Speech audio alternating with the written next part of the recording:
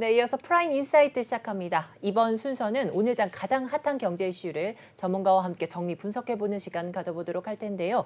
오늘은 송동현 D&W 파트너스 대표와 이야기 나눠보도록 하겠습니다. 모셔봅니다. 안녕하세요, 대표님. 네, 안녕하십니까. 네, 오늘 저희 방송인 처음 인사드리는 네, 것 같은데요. 맞습니다. 시청자분들께 인사 한 말씀 간략하게 부탁드립니다. 네. 뉴스프라임 시간에 이제 초대에 대해서 네. 너무 영광스럽게 생각하고 네.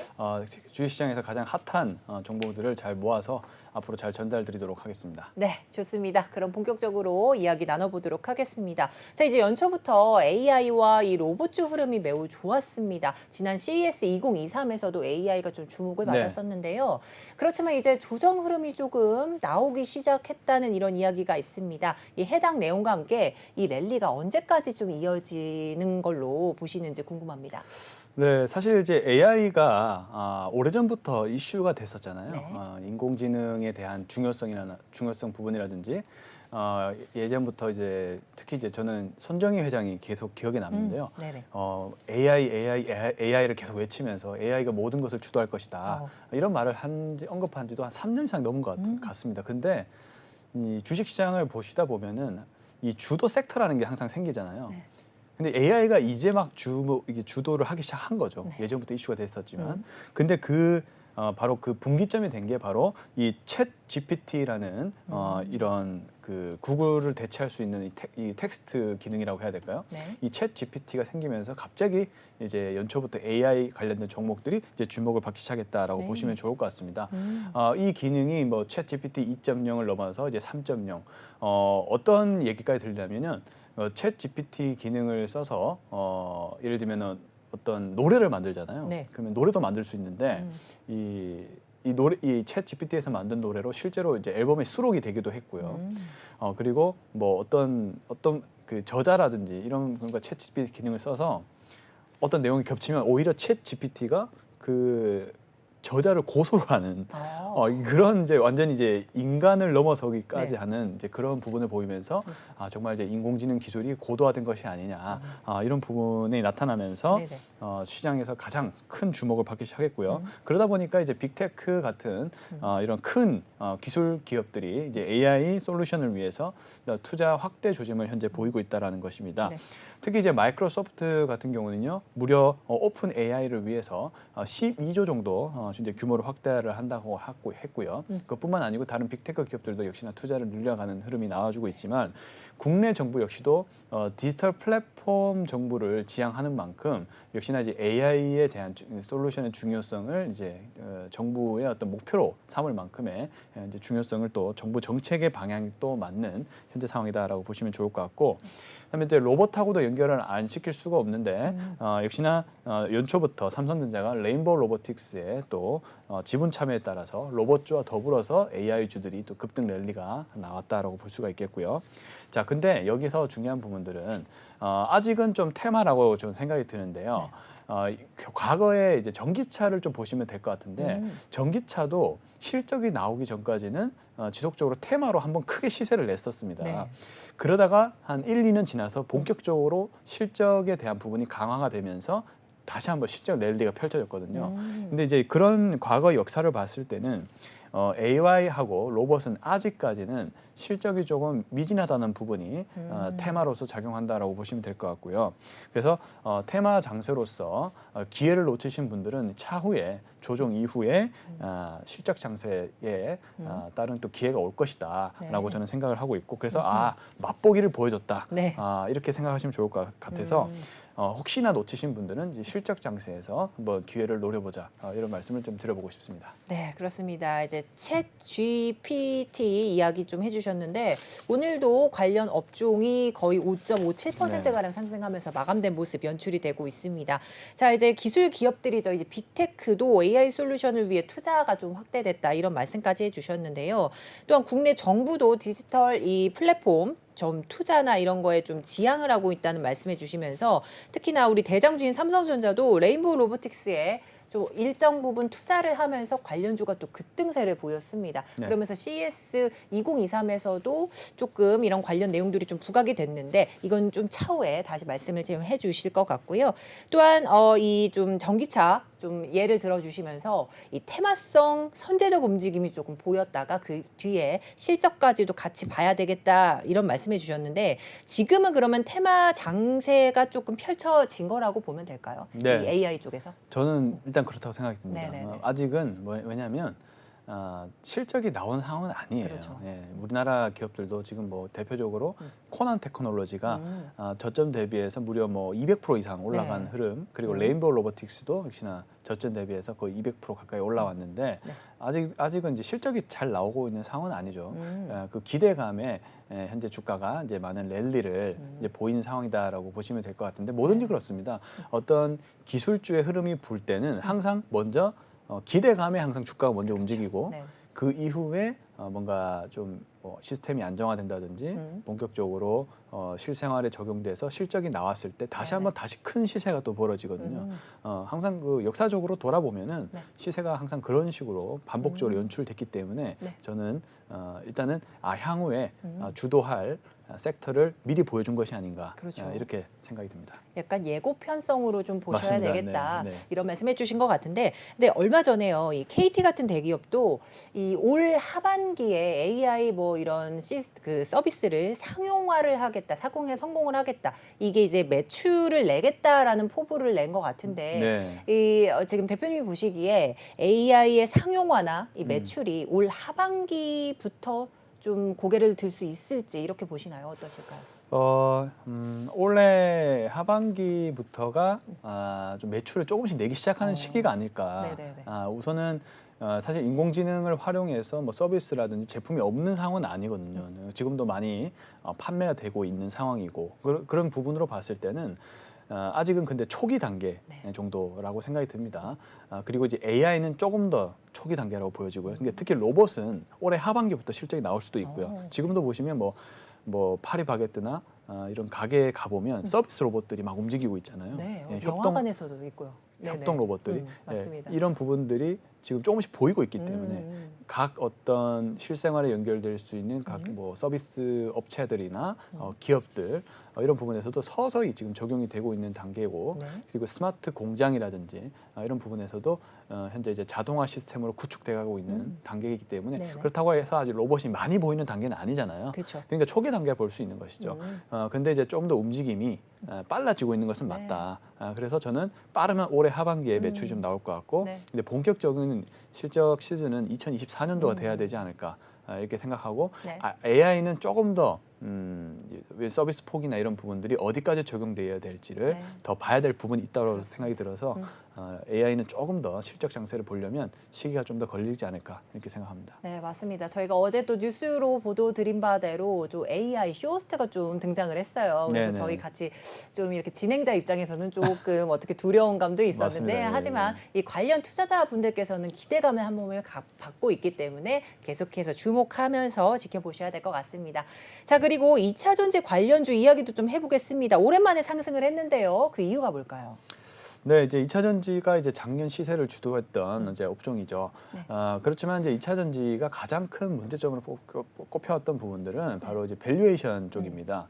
과연 실적이 나오고 있는 상황이지만은 근데 이제 밸류가 너무 높지 않냐라는 부분이 항상 논란이 됐던 이제 부분이었어요. 근데 역시나 이제 2023년도 들어가면서부터 역시 모든 주식이 너무 높으면 항상 조정이 있기 마련입니다. 그렇죠. 역시나 연초부터 주도주 섹터는 바뀌면서 2차 전지 종목들은 그동안 많이 올랐었기 때문에 차익 실현 조정이 좀 보여주고 있었고요. 네네. 그리고 이제 특히 이제 테슬라의 흐름이 되게 중요한데 테슬라가 기속적으로 지금 이름이 잘 기억이 안 나요. 네. 트위터죠. 죄송합니다. 네네. 트위터 인수를 하면서 비용 네네. 문제라든지 이런 부분들이 많이 발생을 해서 실적에 대한 우려감들이 지속적으로 이제 있어 왔거든요. 그런 논란과 더불어서 테슬라도 지속적으로 가격을 인하를 해야 될 만큼 수요가 부진했다는 것이죠. 이제 그런 부분들이 리스크로 작용하면서 특히 테슬라의 주가가 그 작년 대비해서 주가가 굉장히 많이 빠졌죠. 한 60% 고점 대비해서 빠졌다가 최근에 다시 올라오는 흐름을 현재 보여주고 있는데 그 이유는 바로 이제 가격 인하에 따라서 드디어 4Q 즉 4분기 실적이 예상치보다 상회를 했기 때문입니다. 네. 자 그렇게 되니까 당연히 테슬라에 공급하는 2차 전지 관련된 종목들도 그 실적에 맞게 이제 상승 랠리가 나왔다는 것이죠. 그래서 이제 가격 인하에 따라서 수주 잔고량이 빠르게 증가를 하고 있고 그렇기 때문에 그러한 리스크들이 작아지면서 LG 에너지 솔루션이라든지 LNF 같은 이런 대표적인 2차 전지 종목들이 네. 줄줄이 강세 흐름을 좀 보였다 이렇게 정리를 해볼 수가 있겠고요. 네. 역시나 이제 LNF도 가동률이 당연히 상승을 할 수밖에 없기 때문에 20만 원대에 회복을 하는 모습이 나와주고 있고 또 거기에다가 이제 여러 가지 소식들이 좀 있었는데요. 포스코 케미칼 같은 경우도 양극재 생산 법인인 캐나다 얼티엄캔과 특히 이제 중국 쪽에 절광포화에서 하이니켈 양극재 생산하는데 지금 활용되고 있다라는 또 글로벌 이슈에 따라서 또 오른 부분도 있고요. 그리고 이제 미래나노텍 같은 경우는 포스코 홀딩스에서 주관하는 아르헨티나 염호 개발 금융 프로젝트에 지원되었다라는 그런 소식도 있어서 여러 가지 2차 전지에 대한 긍정적인 소식까지 같이 좀 겹쳐지면서 주가가 좀 상승했다 이렇게 정리해 볼 수가 있겠습니다. 네, 이제 그동안 급등세 좀 높이 올라 있었던 2차 전지 차익 실현에 따른 조정세가 조금 보이고 있는 게 아닌가 이렇게 짚어주셨는데요. 아무래도 2차 전지 시장에서 가장 중요한 이 기업이 바로 테슬라입니다. 그래서 테슬라 좀 분석을 해주셨습니다. 자, 이 테슬라 이제 1월 현재까지 받는 주문 생산량이 테슬라 역사상 가장 많이 좀 기록되고 있다. 이런 언급이 좀 나온다. 이런 말씀해 주셨고요. 따라서 LNF 등 관련 기업들 매출도 좀 동반으로 상승한 게 아닌가 이렇게 분석이 되고 있습니다. 또한 여러 이 해외 수주들 이야기도 나오면서 또 여러 가지 2차 전지 관련해서 아직까지는 이 계속해서 상승할 그런 기조가 좀 보이고 있는 것 같은데 어떻습니까? 조금 지켜봐야 될 부분이라고 생각이 들고 있고요. 네. 근데 지금 이제 올라온 부분들은 분명히 너무나 많이 내려갔기 때문에 저점 매수 성격의 그 성격이 굉장히 강하거든요. 아, 네. 근데 이제 중요한 부분들은 앞으로의 실적 여부 같아요. 다행히 근데 자동차 섹터 쪽에서 보시면 현대차도 그렇고 네. 실적이 잘 나왔습니다. 네. 다행히 이제 가장 이 자동차는 이 소비재로서 특히 이제 큰 소비재이기 때문에 경기 침체 논란이 바로미터가 되거든요.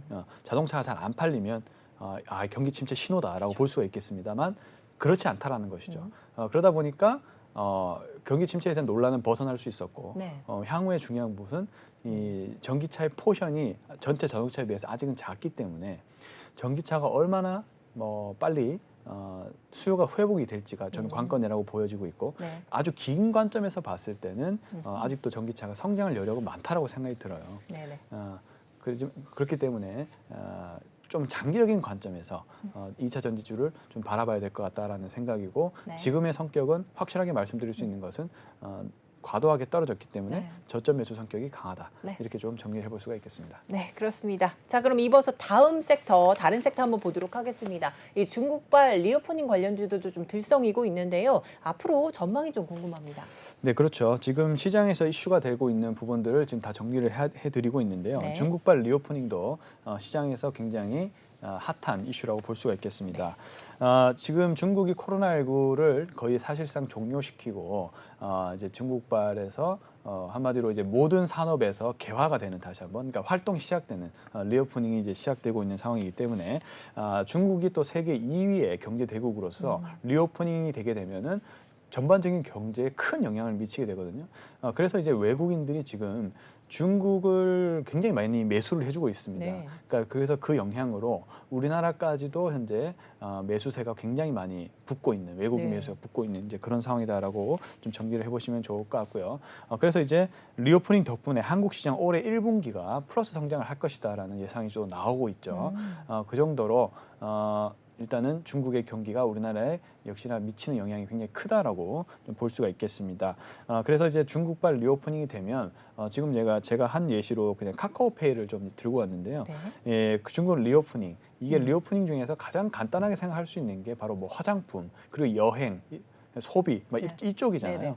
그러다 보니까 이제 글로벌 여행이 전개가 되면서 중국 및 동남아 출입국자 회복에 따라서 이런 결제 매출이 온라인 플랫폼 결제 매출이 증가를 했다라는 것이죠. 그래서 카카오페이는 또 우리나라에서 시장 포션을 많이 가져가는 그런 기업이기 때문에 카카오페이의 매출이 증가가 됐다라고 이렇게 간략하게 한 기업을 통해서도 설명을 할 수가 있듯이 일단은 중국발 리오프닝이 전반적인 경제에 미치는 영향이 굉장히 크다라고 보시면 될 것 같고요. 그렇죠. 제가 앞서 얘기는 드린데 얘기를 했던 부분인데 중국 경기 정상화 기대감이 중화권 증시 및 아시아권 매수세를 증가시키면서 우리나라로 지금 2,500선 가까이 회복하는 네네. 그런 모습을 좀 보였죠. 그리고 항공 쪽과 그리고 식음료 네. 이런 또 중국과 직접적인 관련이 있는 외국 기업을 현재 골드만삭스에서도 현재 주목을 하고 있다라고 네네. 좀 볼 수가 있겠고요.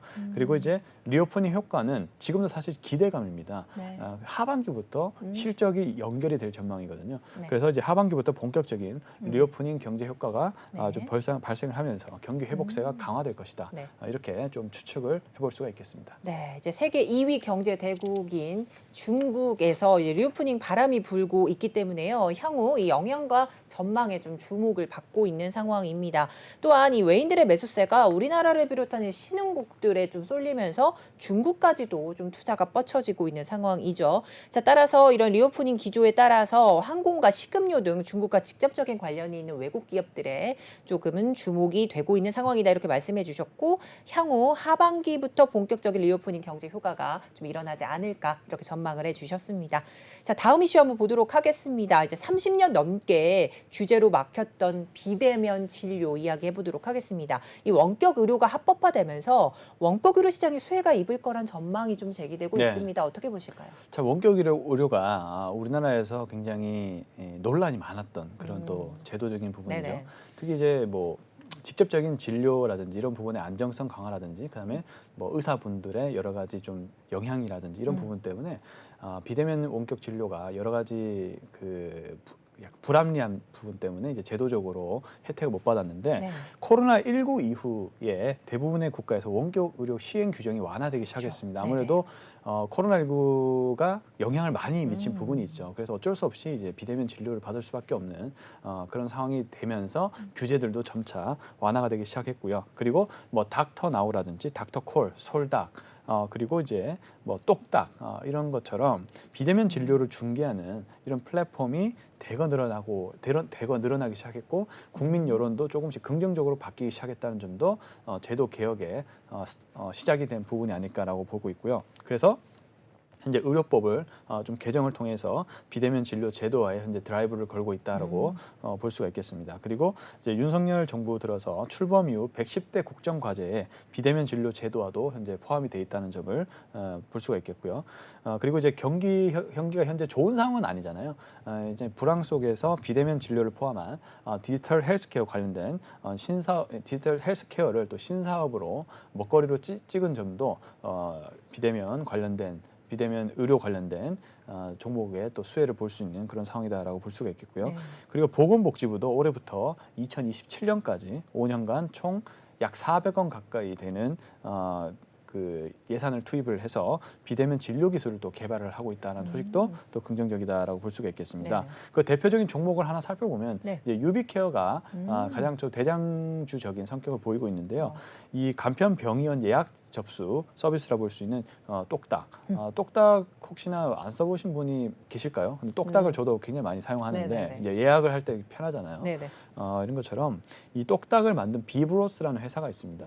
이 회사 지분을 현재 보유를 하고 있는 상황이기 네. 때문에 2016년 11월에 취득을 하면서 대표적인 원격 의료 관련된 주로 유비케어가 손꼽히고 있다는 점. 그 외로도 뭐 여러 가지 비트 컴퓨터라든지 그다음에 인피니트 헬스케어 같은 이런 종목들도 있다는 점도 참고하시면 될 것 같고 그리고 네이버 같은 이런 인터넷 서비스 관련된 기업들도 현재 독거노인 등 네. 의료 취약 기반의 AI 기반의 의료 서비스 즉 이제 비대면 솔루션도 AI와 연결이 안 될 수가 없습니다. 그렇기 때문에 AI 기반의 의료 서비스를 사업 진출을 하고 있다는 점도 긍정적인 부분이다라고 볼 수가 있겠습니다. 네, 그렇습니다. 자, 이제 비대면 진료 원격 의료가 코로나19 이후 대부분 국가에서 좀 시행 규정이 완화되면서 대거 늘어났던 상황 여러분도 확인을 해 보셨을 겁니다. 현재 의료법 개정을 통해서 비대면 진료 제도화에 본격화를 조금 하고 있는 상황이고요. 현 정부 출범 이후에도 이 110대 국정 과제에 이 비대면 진료 제도화가 포함된 점도 눈에 띕니다. 자, 이제 관련주 대장주격으로 유비케어 꼽아 주시면서 관련 내용 이렇게 정리를 해 주셨습니다. 자, 다음 이슈 한번 보겠는데요. 앞서 AI 짚어보면서 로봇 관련 이야기 살짝 들려주셨습니다. 자, 이 로봇주 관심이 또 뜨거운데요. 관련 내용 한번 정리해 주시죠. 네, 뭐 지금 뭐 가장 뜨거운 섹터들을 다 정리를 하고 있는 것 같습니다. 네네네. 로봇주도 역시 이제 AI와 더불어서 또 올해 가장 주목받는 대표 주자로 떠오르고 있는 상황인데요. 네. 그 시점은 바로 이제 새해부터 삼성전자가 레인보우 로보틱스에 지분 참여를 하면서 로봇주의 가치가 상승을 하고 있다라는 네. 점이었습니다. 현재 이제 레인보우 로보틱스의 시총은 1조를 현재 넘어선 상황이고요. 국내 로봇주 가운데 최초로 1조를 현재 돌파를 한 상황입니다. 그래서 레인보우 로보틱스를 기점으로 LG전자가 투자한 뭐 로보스타라든지 이런 기업들도 따라서 시총이 커지고 있는 상황이다라고 볼 수가 있겠고요. 네. 레인보우 로보틱스를 간단하게 소개를 드리면 국내 최초 이족 보행 로봇인 슈보를 개발한 이 카이스트 연구팀이 세운 기업이라고 합니다. 그 정도로 이제 기술력이 굉장히 탄탄한 인력이 갖춰진 이제 그런 기업이라고 생각되고요. 네네. 그래서 이제 삼성전자가 그런 뛰어난 기술력을 보고 또 차세대 먹거리로 로봇을 찍은 것이 아닌가 이렇게 생각이 됩니다. 그리고 LG는 조금 더 신성장 동력으로 로보스타를 지분 참여를 했었죠. 네. 그래서 이제 로보스타를 선점을 해서 계속 그 사업화를 진행을 했고요. 현대차도 역시나 2018년부터 보스턴 다이내믹스를 이제 인수를 하면서 AI와 그리고 로봇 분야를 또 5대 미래 혁신 성장 분야 하나로 이제 선정을 할 만큼 로봇 분야도 충분히 잠재력을 인정받아서 있었는데 최근에 그 포텐이 터진 거라고 네. 이제 보시면 될 것 같습니다. 그리고 보스턴 다이내믹스는 뭐 2족뿐만 아니고 4족 보행 등 이런 물류 로봇까지도 현재 제작을 하는 회사다라고 볼 수가 있겠고요. 그리고 이제 향후에 우리나라가 가장 문제점으로 꼽히는 부분이 바로 인구 감소거든요. 2020년 3,738명에서 2070년, 50년 이후에는 1,737만 명으로 감소할 전망이라고 합니다. 네. 그렇게 되면 생산 인구가 당연히 떨어지기 때문에 로봇의 역할이 커진다는 것이죠. 물론 아주 먼 미래긴 합니다. 하지만 이제 로봇의 중요성이 강조되는 시대임은 부인할 수가 없을 것 같고, 네. 그래서 이제 로봇은 아직은 이제 기대감이지만 하반기부터 매출로 이어지는 성과가 나오지 않을까 그렇게 네. 생각을 하고 있는 상황입니다. 네. 네, 그렇습니다. 자, 이제 1월에 이제 미국에서 개최됐던 CES 2023에서도 AI, 뭐 메타버스뿐만 아니라 이 로봇 관련주들도 큰 관심을 조금 불러 모았습니다. 특히나 국내에서는요, 삼성전자가 레인보우 로보틱스에 투자를 하면서 이 로봇주가 핵심 테마로 좀 급부상한 상황인데요. 국내 기업들 LG전자, 현대차 그룹 또한 이미 로봇 분야를 주목해 와 있었던 점도 여러분 참고해 주셔야 될 것 같고요. 이 로봇 관련주들 이 관심 뜨겁고 좀 들썩이는 장세는 계속해서 좀 유지될 것 같으니 여러분 참고해 주시길 바랍니다. 자, 이제 마지막 좀 이슈 점검해 보겠습니다. 최근 경기 침체로 이 메모리 반도체 시장이 얼어붙으면서요. 감산 이 소리가 조금 많이 나오고 있는 상황입니다. 근데 반대로 메모리가 반도체 중 가장 높은 이 성장률을 보일 것이란 전망도 또 있다고요. 네. 지금 뭐 메모리의 겨울이다 네. 이런 말들이 많이 들리죠. 네네. D램이라든지 뭐 낸드 플래시 가격도 많이 떨어지고 즉 이제 네네. 수요가 적다라는 것인데요. 그래서 이제 경기 침체에 대한 논란이 계속 이어지고 있는 가운데 근데 또 우선은 객관적인 현실만 바라본다면 시장 조사기관 옴디아에서 분석을 했을 때 낸드 플래시 시장이 연평균 9.4%나 네. 계속해서 성장할 전망이라고 합니다. 즉 경기 침체 논란이 나오고 있지만 실제로 메모리 반도체 성장률은 여전히 굳건하다라는 것이죠. 그래서 이제 2021년에서 2026년까지 전체 반도체 시장의 연평균 성장률도 5.8% 가까이 되면서 즉 반도체 성장은 지속된다라는 점을 좀 참고를 하셔야 될 것 같고요. 네. 근데 지금 또 AI라든지 뭐 로봇이라든지 이런 뭐 자율주행이라든지 이런 메모리 반도체가 없이는 살 수 없는 그런 네. 4차 산업혁명의 시대에 우리가 살고 있고 실제로 그런 부분들이 시세가 나고 있는 상황이기 때문에 지금 메모리 반도체 역할까지도 같이 중요해지고 있고 거기에다 반도체까지도 현재 다시 시세가 다시 나고 있는 상황이거든요. 특히 뭐 FST라든지 SNS텍 이런 기업들 저는 FST가 상한가를 가는 걸 오랜만에 봤어요. 네. 예, 그래서 다시 이 AI 쪽과 더불어서 반도체까지도 현재 시장에서 주목을 받고 있구나 이런 부분을 많이 느꼈는데 5G라든지 네. 인공지능, 고성능 컴퓨터, HPC라고 하죠. 이런 첨단 산업이 모두 대량의 데이터 처리를 필요로 하기 때문에 메모리 반도체의 그 수요는 꺾이지는 않을 것이다 이렇게 좀 생각을 하고 있고요. 그리고 2023년 3분기 이후에 메모리 업황이 개선되고 2024년부터는 메모리 공급이 부족해지는 시기다라고 합니다. 근데 이제 이미 치킨 게임이 조금 이제 시작됐다라고 네. 보면 좋을 것 같고요. 왜냐하면 감산을 하기 시작했다라는 거거든요. 주요 반도체 업체들이 현재 감산을 이제 하고 있기 때문에 근데 우리나라가 또 세계에서 가장 많은 반도체를 만들지 않습니까? 삼성전자, SK 하이닉스 같은 기업들. 근데 이 기업들이 감산을 조금만 공식화해도 수요가 조금만 회복을 하잖아요. 네. 그러면 메모리 반도체 가격이 금방 뜹니다. 왜냐하면 우리나라가 가장 많이 생산하고 있기 때문에 가격 주도권을 쥐고 있어요. 그래서 이런 부분들을 노리는 거예요. 감산을 하면서 수익화 전략을 쓰고 수요가 조금만 회복되면 다시 한번 공급을 늘려가면서 주도권을 가지는 그런 전략을 가진다라고 보시면 될 것 같고요. 그래서 이제 장기적인 관점에서는 메모리 반도체 성장률이 가장 높은 만큼 추후 메모리 시장이 반등을 하게 되면은 인위적인 감산에 나서지 않는 현재 삼성전자만 감산 안 하고 있죠. 즉 이 치킨 게임의 승리자라는 건데. 다시 수요가 회복하면 삼성전자의 수익성과 그리고 매출은 가장 빠른 속도로 늘 것이다라고 이제 보시면 될 것 같습니다. 자, 그래서 제가 앞서 얘기한 것과 그 같은 방향인데요. 간접적인 감사는 삼성전자가 향후 재고가 건전화되는 시점에서 고객사의 재고 축적을 재고를 축적할 수 있는 수요를 자극하기 때문에 이런 부분에서 가격적인 주도권을 줄 수 있는 것이 삼성전자이고 지금은 삼성전자가 가장 수혜를 볼 확률이 높은 시점에 와 있다. 이렇게 정리를 하시면 좋을 것 같습니다. 네, 그렇습니다. 현재는 메모리 반도체와 때려야 뗄 수 없는 이 4차 산업 시대다 이렇게 포문을 밝혀주시면서요. 이 때문에 5G 인공지능 AI죠. 그리고 고성능 컴퓨터 등 첨단 산업이 모두 대량의 데이터를 조금 처리를 필요하기 때문에 그 수요는 꾸준히 지속될 것 같다 말씀해 주셨습니다. 이 감산과 관련 논란에서는 그래도 삼성전자가 가장 큰 수혜를 좀 볼 만한 업종이고 또 종목이다 이런 말씀을 해주셨습니다. 자, 오늘 여기까지 말씀 듣도록 하겠습니다. 지금까지 송동현 D&W 파트너스 대표님과 함께했습니다. 오늘 도움 말씀 감사드립니다. 네, 감사합니다.